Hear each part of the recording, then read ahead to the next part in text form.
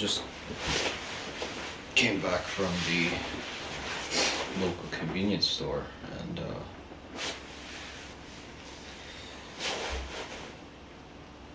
I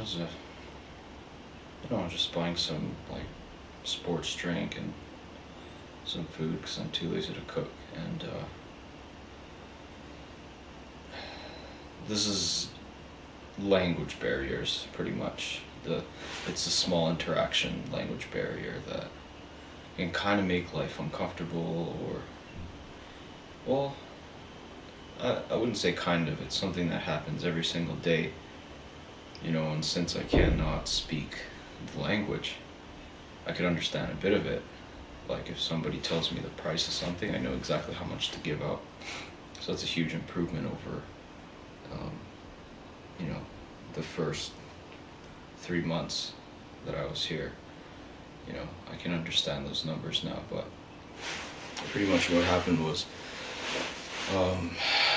the guy told me it was 6,000 won, 6,000원, 1, 2, 3, 4, 5, 6, which is 6, chon is 1,000. So I gave him 6,000, and he gave me the bag,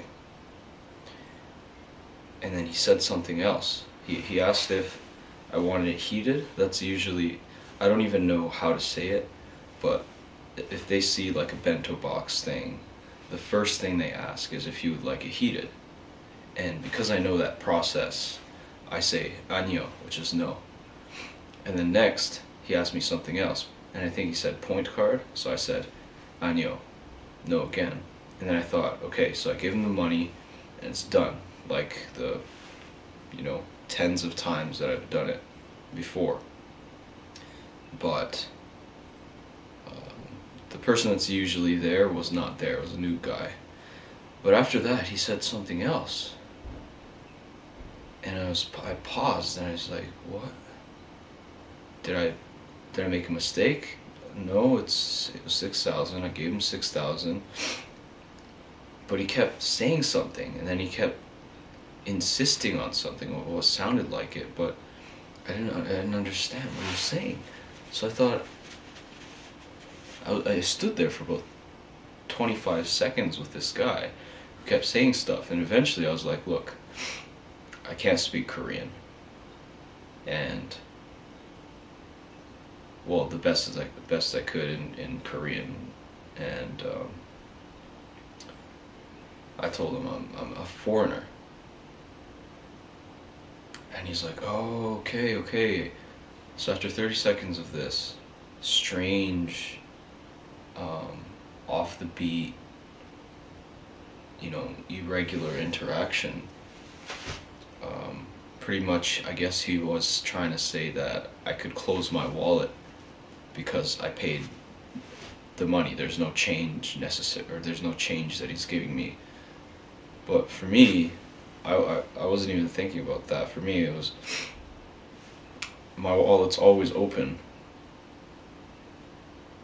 Yeah, I guess because almost every single time I go somewhere and buy something, there's change. It just happened to be 6,000 flat. So I guess it was a habit of mine that kind of created that strange, separate dialogue, that I was not used to. And, clearly he thought I was Korean. I kept saying like no, and yes to whatever he was saying, so he assumed that I knew how to speak the language.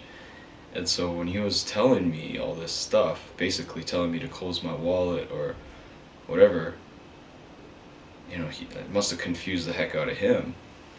But that's one problem of looking like a Korean person, and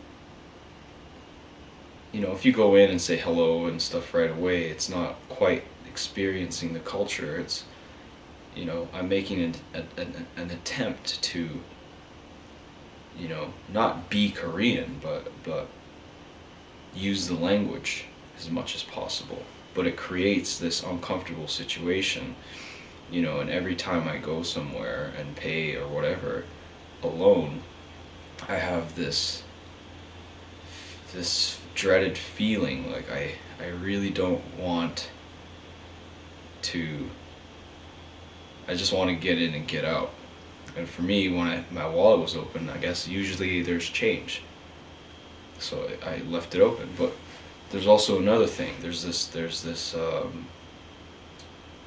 process to everything. You know, like if you go to McDonald's and order a combo, they ask for like drinks. Or actually no, now it's like more complicated, but you know, let's just bring it back to the convenience store where, you know, if you get like a bento box thing, they ask if you want to heat it. They will give you a bag. Yeah, they will always give you a bag, so that's not a problem. If you go to the grocery store, they ask you if you want a bag. So that's a process, right? It's generally the same in Canada, in North America. Well, in North America, I think you can just heat up your own thing. There's a separate microwave, but you know, the place I went to,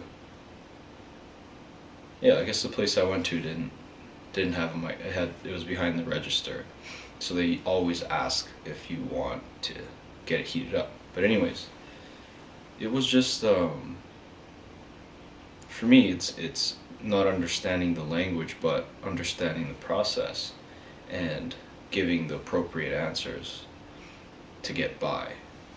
And this sort of thing, you know, renewed my frustration about the language barriers. And it's especially worse because of my appearance. I look like a Korean person. You know, if I had a foreign face, they would assume I'm trying to learn the language, so there would be no confusion. You know, if I pause there and look kind of confused, they won't think, is this guy like, what's this guy smoking? Like, you know, yeah, guy must have thought I was crazy or something. He probably still thinks I'm crazy. He probably thinks I made an excuse that I'm actually a foreigner. Because I still said I'm Migu Saram, like I'm a foreigner in Korean. I never actually spoke any English to him. So guy probably thought I was embarrassed or something. I like blanked out and I made an excuse. I don't know. Probably not going back there again. Actually, no, screw that. I'm going back there again. Now the guy will know that I don't speak the language, and if he tries to speak to me again, I'm just gonna give it to him. I really am a foreigner. That's like a unique sort of, that's a unique frustration for people like me that have this face but can't speak the language. So anyways, that was, I guess, my second video about language barriers, and this one I guess focuses more on the smaller aspects. My last one was about some serious stuff. People are crying and I can't help them out because that's what I like to do, is help people out. But yeah, anyways, this is the smaller stuff. Hopefully I can learn how to speak the language better and understand it better in the future. It's all up to me though.